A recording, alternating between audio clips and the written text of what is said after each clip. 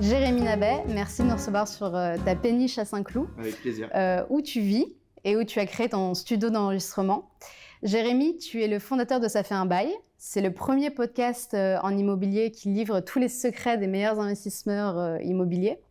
Tu es aussi le cofondateur de Eco Studio, qui est une agence de production de podcasts pour particuliers et entreprises.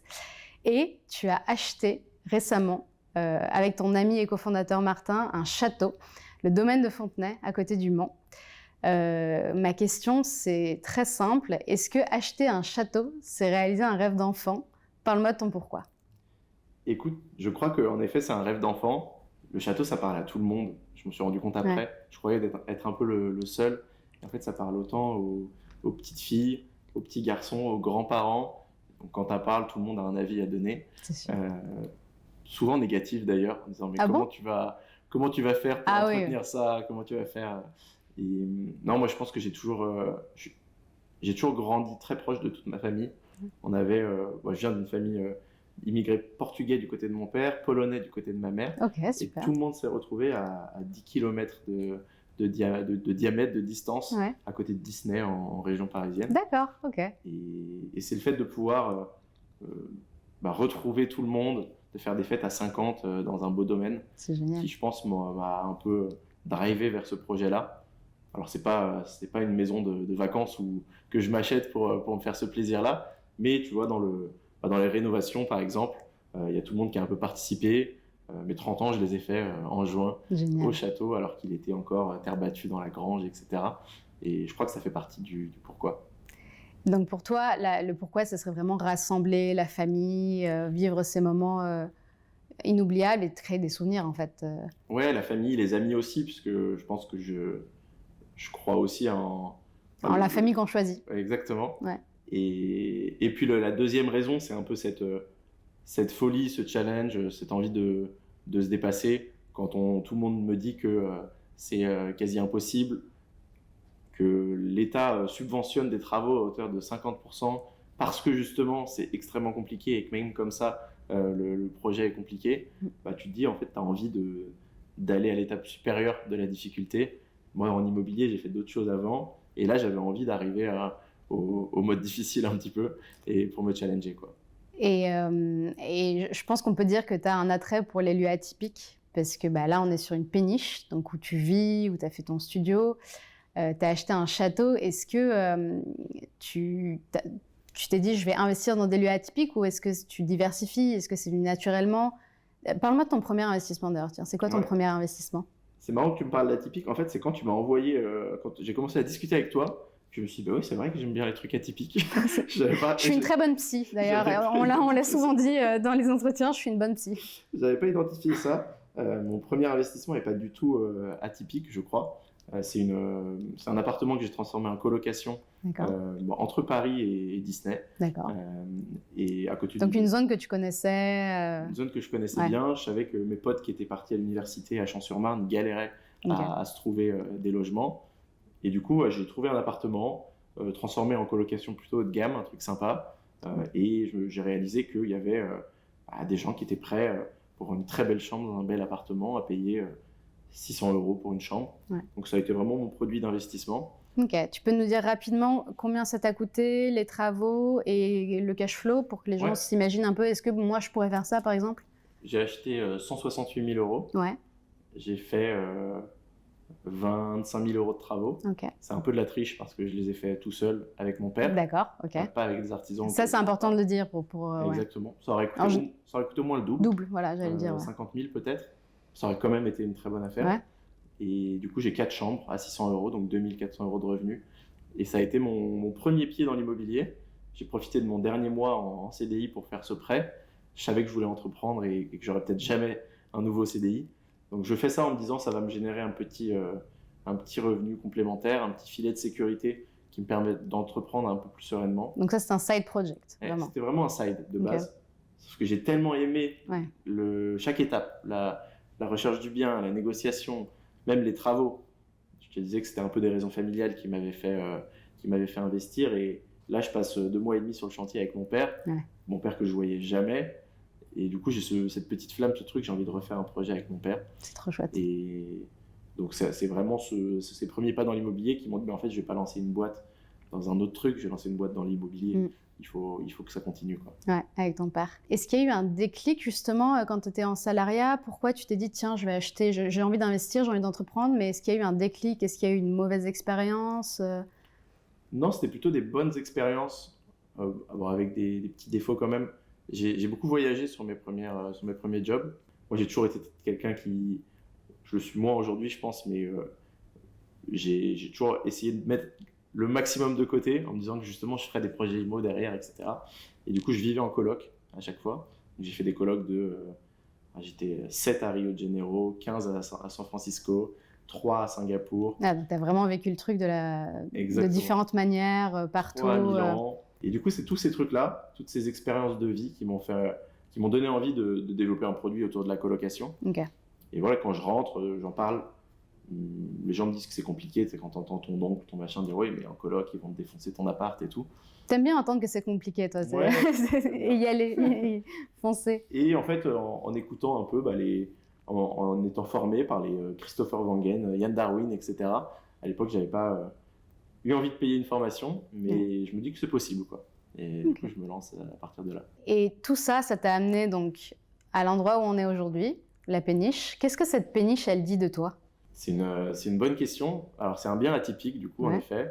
C'est un bien qui est aussi très optimisé pour ma vie, pour ce que j'y fais. J'essaie toujours de trouver des manières un peu smart d'organiser les choses.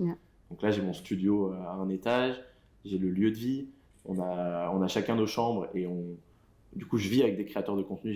Vous êtes en coloc ici. On s'est fait une colocation de créateurs de contenu avec des gens très différents.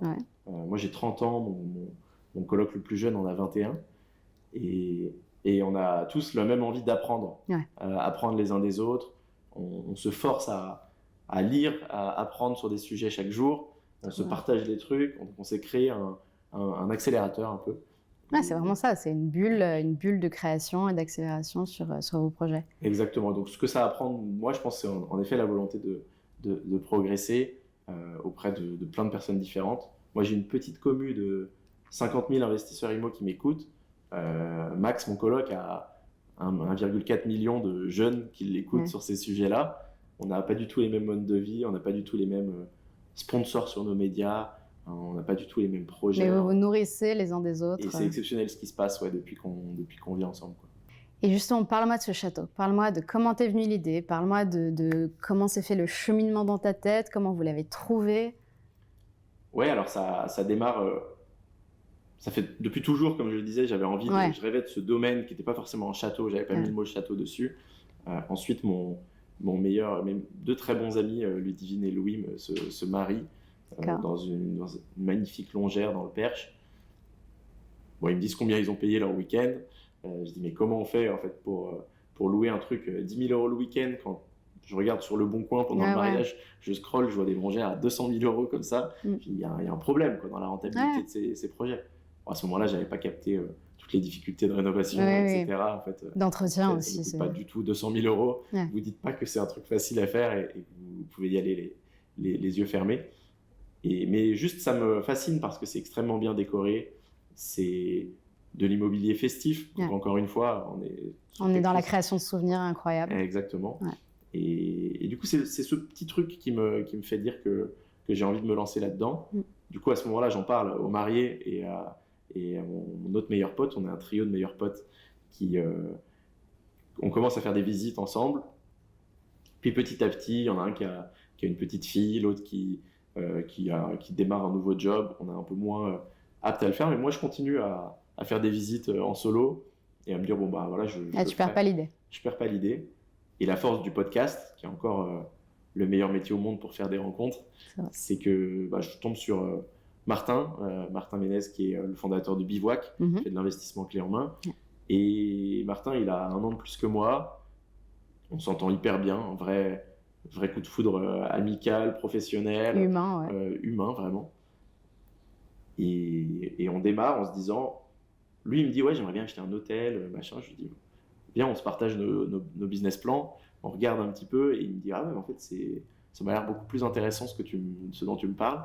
viens, on le fait ensemble, mais surtout, viens, on commence à faire des visites ensemble, et comme ça, on va apprendre à se connaître sur les visites. Génial. Donc nos week-ends, ça devient des week-ends où on part en voiture en Champagne ou en Normandie, on visite des abbayes en ruine, on arrive, souvent c'est des biens qui sont depuis tellement longtemps, ils sont Sur le listés, marché, bien sûr. que l'agent immo ne vient même pas. Il te dit, ouais. de toute façon, c'est ouvert, Ouais. donc Allez-y. En mode, il sait déjà que tu vas pas acheter, tu vois. Ouais. Donc nous, Il on y y croit va, même pas lui-même, c'est on rassurant. passe sur la route, on s'achète des bottes, on prend un gros bâton et puis Oh, waouh. vraiment on rentre comme des aventuriers. Ouais. Et je crois qu'à ce moment-là, on reconnecte avec notre truc d'enfant, tu vois. Ouais. Je me souviens de le faire avec mon cousin Anthony, où quand ça, on arrivait dans un lieu, ce qu'on voulait, c'était explorer. Découvrir, ouais. Et du coup, on explore ces lieux. On tombe sur des vieilles pierres incroyables. On est tous les deux des passionnés de vieilles pierres et de patrimoine. Et du coup, on comprend petit à petit qu'on s'entend bien, que ce projet, ça va être une folie qu'on a envie de vivre. Et on fait presque 20 visites. D'accord, quand même. Donc il y a 20 ruines. Ouais, 17 je crois avant le domaine de Fontenay. Est-ce qu'il y a eu un coup de cœur? Est-ce que vous avez su tout de suite? Est-ce que love at first sight? Ouais, on sait tout de suite. Ok. On sait tout de suite. Alors on a plein de critères qui doivent être respectés. La distance aux voisins, parce qu'il va y avoir des grandes fêtes. Ouais. Une grande pièce d'au moins 150 mètres carrés pour faire des vraies réceptions. Il nous faut un côté historique ou romantique, un truc qui donne vraiment du charme. De faire des belles photos. Et un certain nombre de couchages, parce qu'on avait envie vraiment que les gens ils puissent rester sur le lieu. Ça fait partie des critères, mais il y en a... Donc ça, le château avait tous ces critères. On rentre, on se rend compte que ce château a tous les critères. On se rend compte que l'annonce n'était pas du tout complète. Vous avez oublié de dire qu'il y avait une rivière aussi qu'on achetait. Incroyable. Vous achetez la rivière? Ouais. Alors, on est propriétaire des deux côtés. D'accord, ok. Les gens peuvent quand même passer sur la rivière en bateau. Et tu as le droit d'eau. Il y a un ancien moulin en ruine qui peut être restauré. Tu peux remettre une turbine pour faire ta propre hydroélectricité. C'est génial. Tout ça, c'est pas sur l'annonce. Les gens savent pas que ce genre de petits détails, ça peut faire toute une différence. C'est fou. C'est dingue. Et contrairement aux autres châteaux, celui-ci, il a été listé puis vendu en quelques jours. Ok. Pas de financement, il revient sur le marché. Rebelote, il y a une offre en face de la nôtre alors qu'il est là depuis quelques jours. On se dit, bon, il est probablement à un très bon prix. On s'y intéresse et en effet, tu me demandais si on savait. J'ai une petite vidéo au tout début de la visite où derrière le dos de l'agent IMO, Martin il me dit c'est celui-ci. C'est fou. Parce qu'on savait, il ne fallait pas trop le montrer à l'agent IMO. Oui, toujours. Poker face. Exactement. Et donc, on avait 3 bâtiments distincts, ce qui est plus facile pour plein de raisons, notamment les normes ERP. Et pourquoi vous l'avez eu et pas les autres? On pitch le projet. Vraiment. Donc c'était... L'autre offre était supérieure à la nôtre en termes de montant. Mais c'était pas le même projet? C'était un projet de maison de vacances. D'accord. Des gens qui achetaient pour venir y vivre une fois de temps en temps. Ah, eux-mêmes, donc même pas en business, même pas d'invest, Et on a une famille à qui on achète, qui est propriétaire depuis 400 ans. D'accord, ça c'est important. Donc c'est un château qui a entre 800 et 1000 ans. D'accord. Eux, ça fait 400 ans qu'ils sont là. Ils ont tous leurs aïeux ancêtres qui ont vécu. Ils font des visites régulièrement, ils font visiter le château. Et là, on leur propose un projet où on va ouvrir les portes. Bien sûr. Et il y aura encore plus de monde d'ailleurs. Parce que c'était pas les meilleurs en business. Tu vois, c'était un gîte. Il y avait une partie gîte qui était louée uniquement sur Gîte de France, pas sur Airbnb. Tu connais bien le sujet. Je connais bien le sujet. Ça nous arrange ça d'ailleurs quand c'est uniquement sur Gîte de France. Exactement. Il y avait une autre partie qui était visitable de temps en temps, mais je crois que la visite c'était 3 euros, 5 euros. C'est pas un business. C'est pas du tout un business. Et du coup, on se retrouve à comprendre tout ce qu'on peut y faire. On présente le projet avec une vraie rénovation. On avait déjà pris contact avec les archis des monuments historiques pour dire que ça serait un projet ouvert, qu'on n'allait pas faire ce qu'on voulait en peinture et tout. On veut vraiment, c'est quasi open source ce château. On veut que les gens ils puissent s'en inspirer, etc. On fait une vidéo parce qu'ils sont quand même 7. C'est une famille qui détient ce château. Et donc on envoie à Marie-Antoinette et toute la famille, on leur envoie le projet en vidéo. On aime beaucoup utiliser la vidéo dans l'immobilier avec Martin. Normal.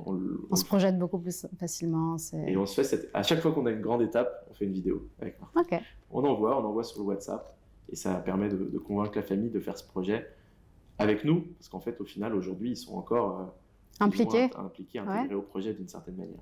Bravo. Ils ont investi, du coup? Ils n'ont pas investi. On a fini par un peu se fâcher avec eux en fin de vente, parce qu'on n'a pas eu le financement immédiatement. Ah oui, c'est vrai. Et après, on a retissé des liens. Ouais. Et aujourd'hui, en fait, il y a des visites qui sont faites au château encore, avec la famille. Ok. L'histoire, il faut qu'elle continue à être racontée, en tout cas.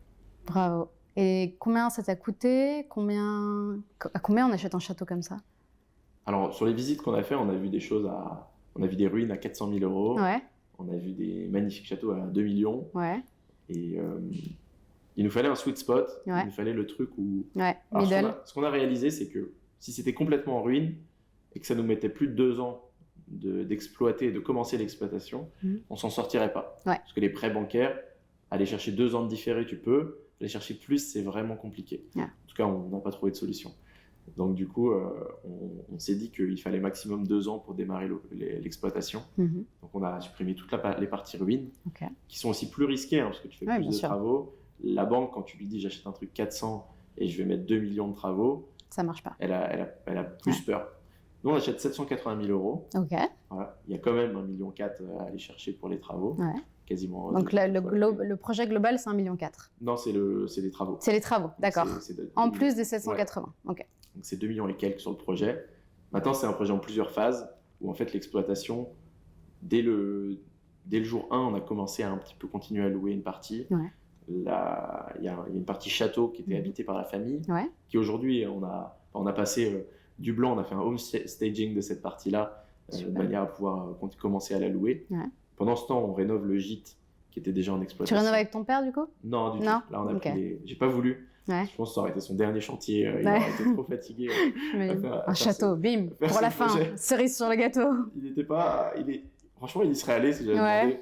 Mais non, il m'a dit si j'avais été plus jeune, je l'aurais fait avec toi ce projet. Et du coup, on a démarré comme ça, avec pour le coup des équipes du coin qui ont vraiment. La connaissance du coin, ça c'est très important. Et c'était le gîte, le moulin ensuite qui sera rénové plus tard. Le bâtiment de salle des fêtes qui sera rénové plus tard également. Et s'il y a des gens qui nous écoutent et qui ont envie de se marier là en 2026, tu as déjà pris des réservations pour le lieu. Pour combien on peut louer le château de Fontenay, le domaine de Fontenay Pour le coup, sur les premières réservations, c'est des personnes qui sont téméraires, parce qu'elles visitent avec un lieu qui n'est pas encore terminé. Après, on a 1 an et demi devant nous. Vous avez quand même une présentation, des inspirations. Super ça. On a les inspirations, on a la chance d'avoir, on a crowdfundé le château, donc c'est des personnes qui ont investi, plus de 2000 personnes qui ont participé. Donc ces personnes-là et leurs familles, elles savent quels sont nos projets semaine après semaine. En plus, on en parle sur les réseaux sociaux. On en parle sur les réseaux sociaux. Château Story. Château Story. Château Story si vous voulez suivre. Nos petites histoires. On vit plein d'aventures avec ce château, donc on en parle sur Château Story. Et du coup, on est sur les premiers prix là, de lancement qui sont autour de 10 000 euros pour un long week-end pour passer. Il y a plus de 50 couchages. 50 couchages. Ça peut être 200 sur le mariage. Ok, sur 2 nuits du coup. Sur 2 ou 3 nuits. 2 ou 3 nuits. Exactement. Super. On aime bien ce modèle où tu arrives avec ta famille le vendredi, tu peux commencer à installer et tu restes jusqu'au dimanche, voire lundi, s'il n'y a pas de réservation derrière. Voilà. Et dans ce montant, vous avez inclus, je dis n'importe quoi, la table pour les convives, les chaises, tout le matériel. C'est un château clé en main. Qui plaira pas à tout le monde parce qu'il est hyper marquant. C'est de la vieille pierre. Ah, moi j'adore, perso. C'est très brut. Et nous, on a envie que ça soit des mariages avec des grandes tablées en longueur. C'est ça, c'est tout ce que j'aime. Des grands lustres et des belles lumières, etc.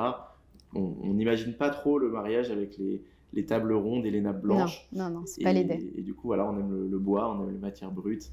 On a un pigeonnier qui est magnifique, dans lequel tu fais un peu l'after party où j'adore, rave, une rave dans le pigeonnier. Dernier avec des lumières qui projettent sur 10 mètres de haut, enfin bref. Incroyable. On a vraiment cette envie-là. Donc voilà, c'est à peu près ça. Et une fois que le projet sera vraiment lancé, on sera plutôt autour de 15-20 000 euros les locations. Donc allez-y, booker maintenant, s'il y a une bonne affaire à faire. Exactement. En tout cas, on fait visiter. C'est une bonne manière de visiter le domaine si vous cherchez à le louer. Pour la dernière question, j'ai envie de savoir quel lieu tu souhaiterais recommander, de quel lieu tu veux nous parler, quel lieu te définirait, ou voilà. Parle-nous d'un lieu. C'est pas facile comme question. Il y a des lieux auxquels je me rattache, en effet.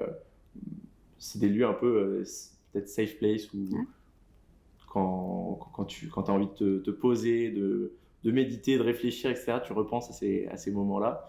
Et je suis parti au Brésil 1 an en 2014. Et j'avais vraiment, je me suis rarement senti aussi bien que là-bas. T'étais où? J'étais à Rio. À Rio.